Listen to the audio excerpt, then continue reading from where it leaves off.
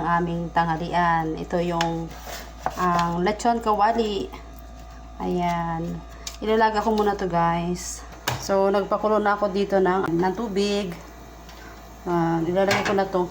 Sabi nga pala nila, para daw malambot yung karne. Ayan, pakuluan mo muna yung tubig. And then, saka lagyan ng mga, ayan, nilalagay ko siya ng bawang. Bawang, sibuyas, isang kutsarang asin, dahon ng laurel, isang kutsarang peppercorn. Ayan. Hintayin ko muna to guys kumulo. Tapos pag kumulo na, saka natin to takpan.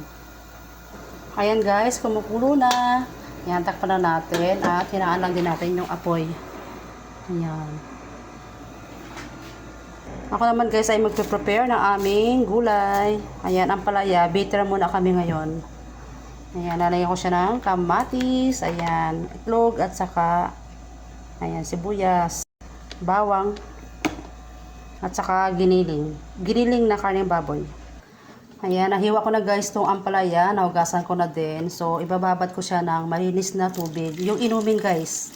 Ayan, kasi nga may napanood ako sa isang vlogger guys na yung ampalaya, yung katas ng ampalaya o yung pinagbabaran ay pwede siyang inumin. Ayan, mabisa daw gamot yan sa ubo. Ayan, kung malala yung ubo nyo, pwede nyo i-blend to. Tapos saka nyo inumin. Ayan. So, naka-ready rin guys tong aking panglahok. Ayan. Ito guys ay bababad ko muna hanggat di ko pa ito niluluto. Ayan. Hindi ko siya nilagyan ng asin. Ayan, tubig lang siya. Saka ko na siya, pag nababad ko na siya na medyo matagal, ayan, saka ko siya pipigaan sa asin. Kukunin ko lang muna yung tubig na pinagbabaran. Ayan, check muna natin guys to. Ayan. Baligtarin ko lang muna tong karne.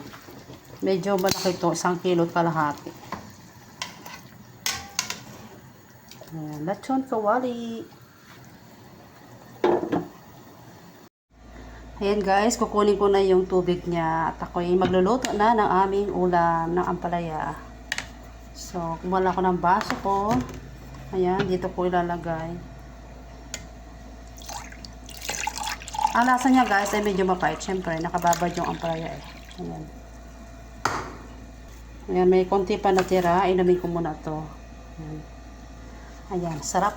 Medyo mapait talaga. Pait. Ayan, itong kalahati, ilalagay ko muna sarap kasi gusto ko medyo malamig. Palamigin ko muna. Ayan, luto na rin to guys.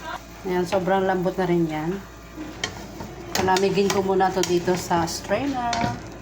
Ayan. Ayan, iwan ko lang muna ito guys. Palamigin ko lang ng sandali. Ayan, lutuin ko na guys itong ampalaya. Ayan, ito na. Pagsamasamahin ko na yung mga samya.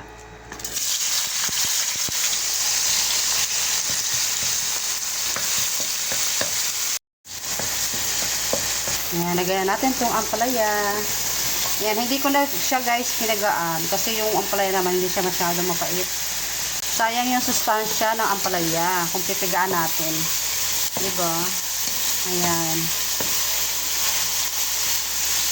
Maganda pati yung ampalayan fresh. So, masarap to.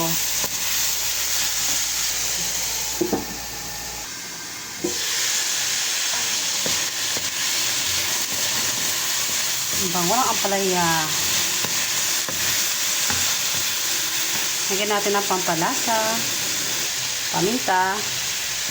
Haluin lang natin ito guys.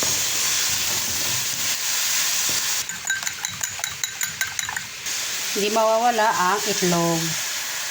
Yan, dagdag pampasarap sa ampalaya.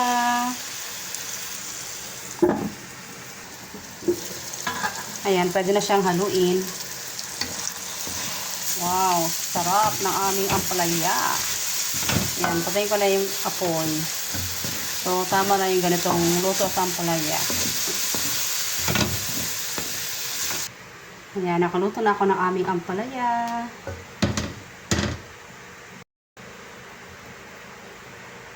Ito guys, malamig na tong baboy.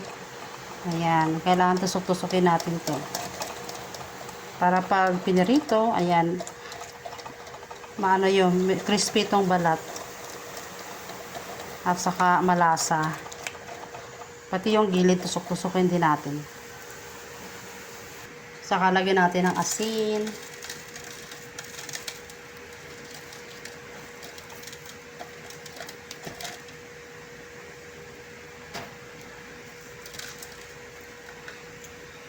Iprito na natin. Ayan, medyo mainit na guys yung yung mantika at saka mahina lang yung apoy. Ayan, unahin natin tong balat.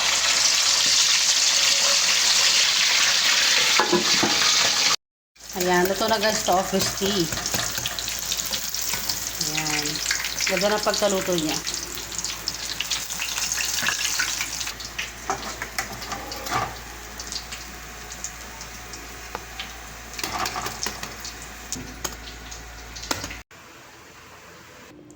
Kain po tayo. Ito na yung aming tanghalian, lechon kawali at ampalaya. Ayan, with sausawan. Kain po tayo, mga katiki.